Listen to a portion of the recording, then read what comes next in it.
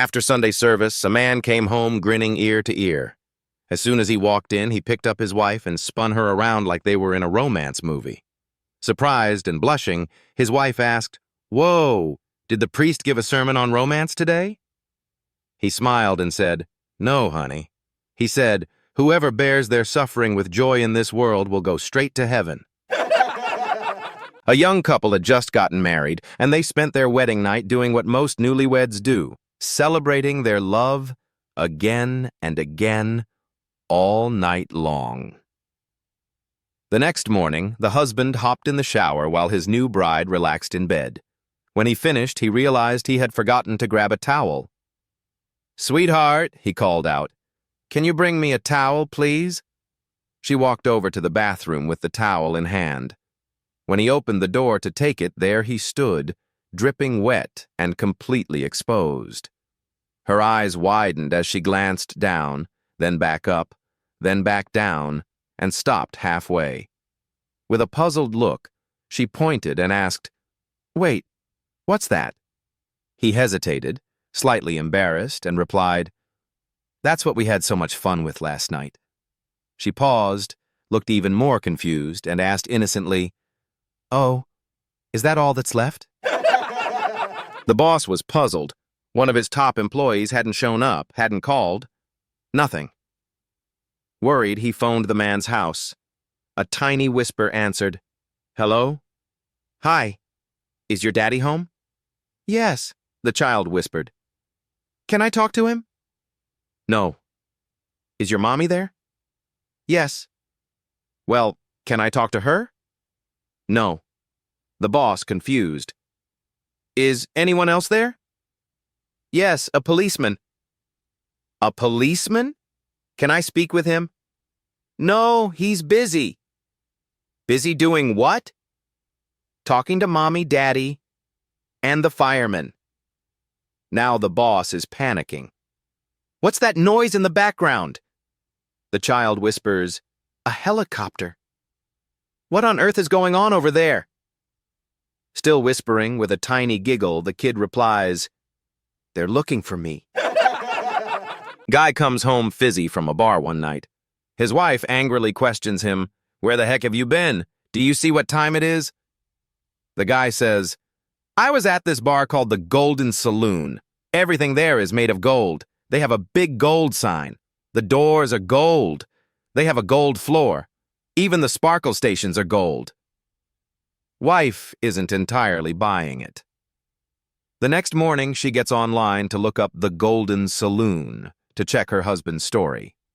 Sure enough, a Google search brings up a place called the Golden Saloon just across town. She calls the place up and the bartender answers the phone. She asks, "Is this the Golden Saloon?" Bartender replies, "Sure is, ma'am." She goes, "Do you have gold doors?" Bartender says, "We sure do."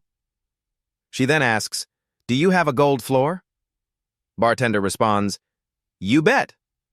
Finally, she asks, "Now tell me, do you have gold sparkle stations?" There's a pause. After a few seconds, she hears the bartender yelling across the room, "Hey, Duke! I think we got a lead on the guy who used your saxophone as a sparkle spot." After 25 years of marriage, I looked at my wife and said, "Back then, we had a tiny apartment, a beat-up car, slept on a lumpy sofa bed, and watched a 10-inch black and white TV.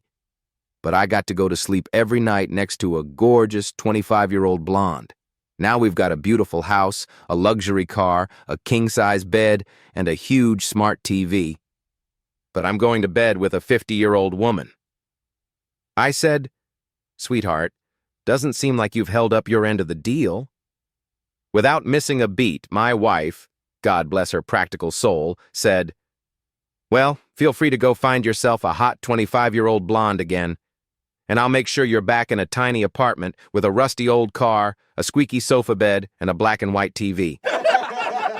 In a little town in Ireland, there's a well-known mental institution with an unusual tradition. Each year, the doctors select 2 patients who seem the most improved. If they can answer 2 simple questions correctly, they're declared sane and released back into the world. This year, it was Patty and Mike. The orderly brought them to the waiting area. A few minutes later, the doctor called Patty into the office first. "Patty," he said, smiling behind his glasses, "you know the rules. 2 questions. Get them right. You're free to go. Ready?" Patty nodded. "All right then. Question 1. If I poked out one of your eyes, what would you be?" "I'd be half blind," she answered confidently. "Correct. Now, if I poked out your other eye, what would you be?" Patty sat tall and said, "I'd be completely blind, of course." "Excellent," the doctor said, impressed. "You may wait outside while I prepare your release." Excited, Patty returned to the waiting room and whispered to Mike, "They're gonna ask about your eyes.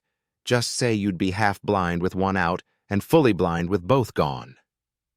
Moments later, the doctor called Mike in and sat him down. "Mike," he said, "same rules apply. You answer 2 questions correctly, and you're free." Mike gave a thumbs up. "First question, what would happen if I cut off your right ear?" Mike proudly answered, "I'd be half blind." The doctor paused.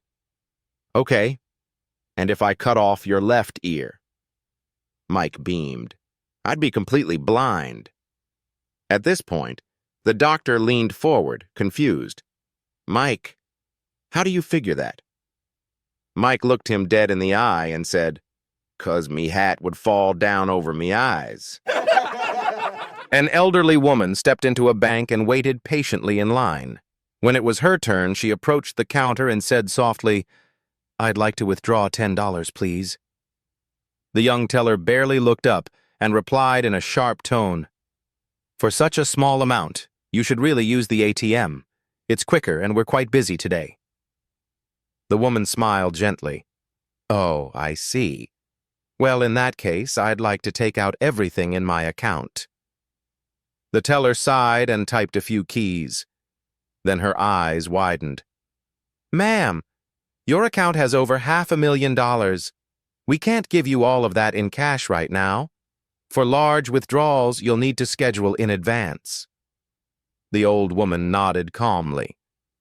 "That's fine. How much can I take out today?" The teller, now noticeably more respectful, replied, "We can allow up to $3,000 immediately." "In that case," the woman said sweetly, "I'll take $990. The teller disappeared to the back, gathered the money, and came back with a forced smile, handing over the bills. The woman counted out $10, tucked it into her purse, then calmly slid the remaining $2,980 back across the counter. "Now, I'd like to deposit this back into my account. Thank you." Then she turned and walked away, leaving the teller red-faced. "I've been diagnosed with a new condition, AADD, age-activated attention deficit disorder." Let me explain. It started this morning when I decided to wash the car. I headed for the garage, fully motivated, when I saw a stack of mail on the hallway table. Well, I'll just sort that first. I tossed the junk mail, set the bills on the desk, and noticed the trash can was full. No problem, I'll just take that out. But wait. Since I'll pass the mailbox, I might as well pay the bills. I sit down to write checks, but I'm out. Where's my checkbook refill? Oh, right, in the desk drawer. I open it, and there's the Coke I lost an hour ago. Warm now. Better put it in the fridge. On my way to the kitchen, I spot my poor, wilting plants. Can't let them die! So I drop the Coke on the counter, grab the watering can, and hey, there are my glasses. I've been looking for those all morning. I should put them in the bedroom before I forget again. But on my way down the hall, remote control, on the kitchen counter. Why is this here? No one's going to find it when it's time for Netflix. I bring it to the living room and toss it on the couch.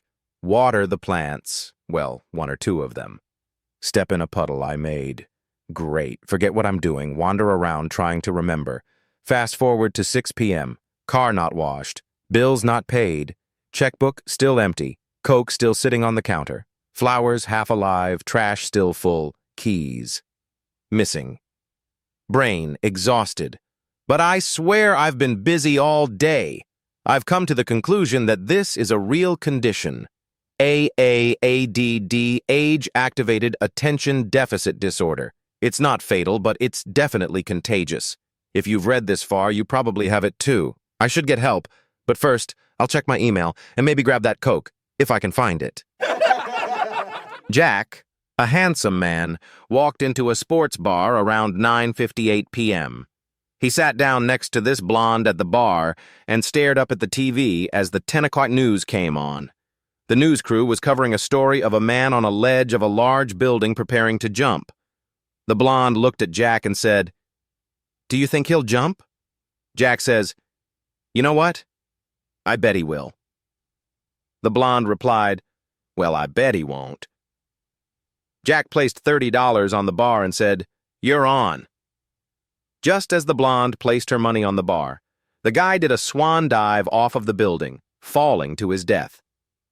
The blonde was very upset and handed her $30 to Jack, saying, "Fair's fair. Here's your money." Jack replied, "I can't take your money. I saw this earlier on the 5 o'clock news and knew he would jump." The blonde replies, "I did too, but I didn't think he'd do it again."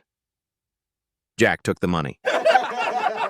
In Nigeria, the 99-year-old Mother Superior lay quietly. She was dying. The nuns had gathered around her bed, laying garlands around her and trying to make her last journey comfortable. They wanted to give her warm milk to drink, but she declined. One of the nuns took the glass back to the kitchen. Then, remembering a bottle of whiskey that had been received as a gift the previous Christmas, she opened it and poured a generous amount into the warm milk.